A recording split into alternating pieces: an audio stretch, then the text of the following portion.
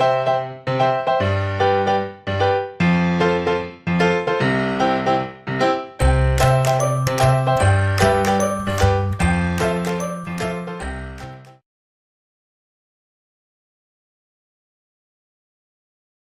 MBA aspirants, in this video we shall discuss 5 tips for effective body language in group discussions. Number 1, understand the challenge. Body language defines the essence of non-verbal communication. It is one of the most convincing ways to communicate with the environment around you without words. It reflects the overall balance in your personality. People who are more poised, who are more composed, they would come across as more balanced, and their body language would be very confident, and they know what they are saying, and the body language would support that. It assumes even more importance in group discussions where you're required to maintain multiple connections, because in a group discussion you are supposed to interact with other members of the team, other members of the group, so your body language at different points of the discussion becomes extremely important. Number 2, the right place to sit. The place where you sit also has an influence on your body language. So let's see how this really impacts the body language and what best you can do. There are 2 possibilities when you participate in a GD. The moderator asks you to take a specific seat as per a definite sitting arrangement. And number 2, you are given the flexibility to sit anywhere. In case of the second possibility, where you can sit anywhere, we suggest you to prioritize the following seats. The central seat. Now the central seat is like the pivotal seat.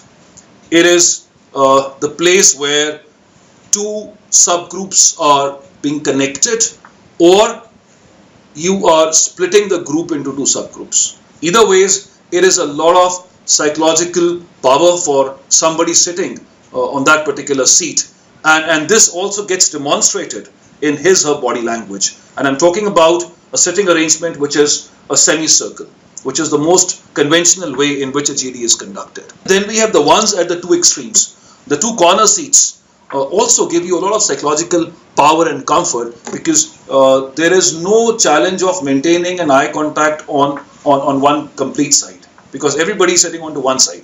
So that's one. Second, somebody sitting at the corner seats, the message is that the group starts with me or the group culminates at me. Again, it's a lot of psychological advantage, and this gets reflected in your body language. The right approach.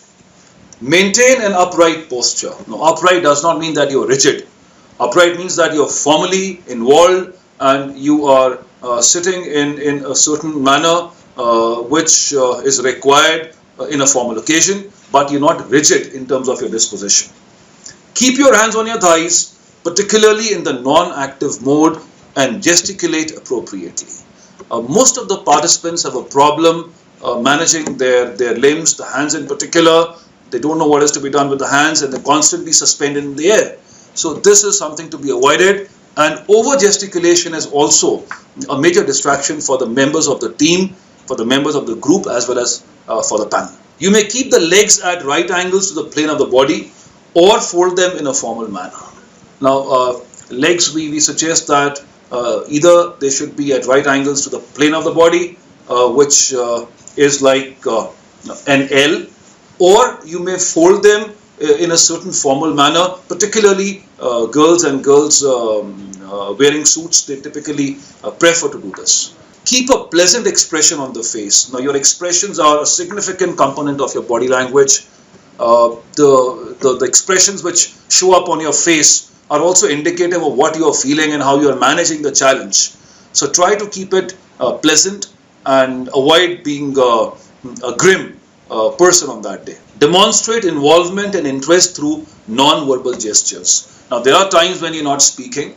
In fact, this is a significant part of the overall duration. So when you're not speaking, you still have to show interest and participation through non-verbal gestures, like you engage in a certain way to nod, or you look actively at certain people. This also gives the message to others that you are receiving them.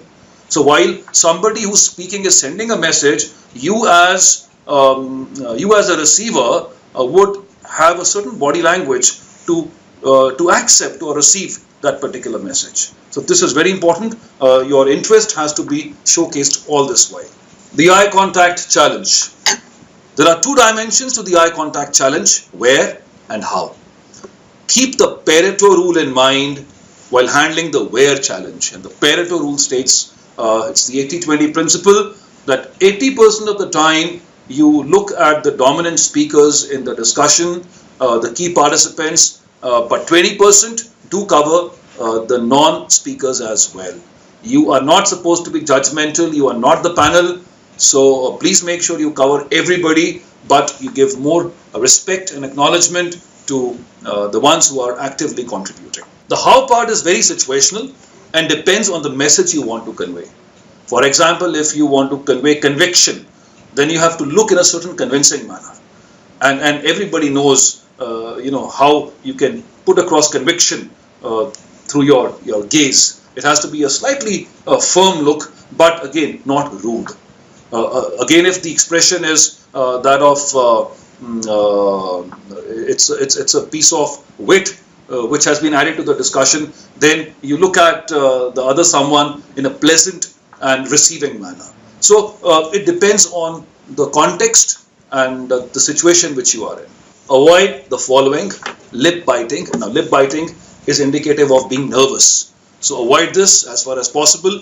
Hands clamped together, this would indicate that the hands would need support, and therefore they are clamped because they look support in each other. Avoid this. Shaky limb movement. There are people who constantly shake their limbs, hands and legs both. Avoid that because this is indicative of anxiety, and this is not the correct way to manage stress on that day.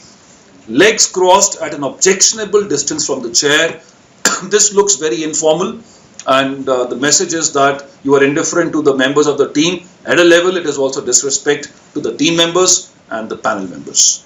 Over gesticulation, which is indicative of anxiety, and which is also indicative of nervousness at a level, and the fact that you always need support of your hands to convey a message to the receivers. Looking up or sideways, this is kind of rude, and this is not contextually correct. So avoid all this. Keep the points which we discussed earlier in the slides in mind as well. And we hope that body language challenge will be better managed on that day, and it will help you to connect with the participants and with the panel. Thank you so much. Best wishes.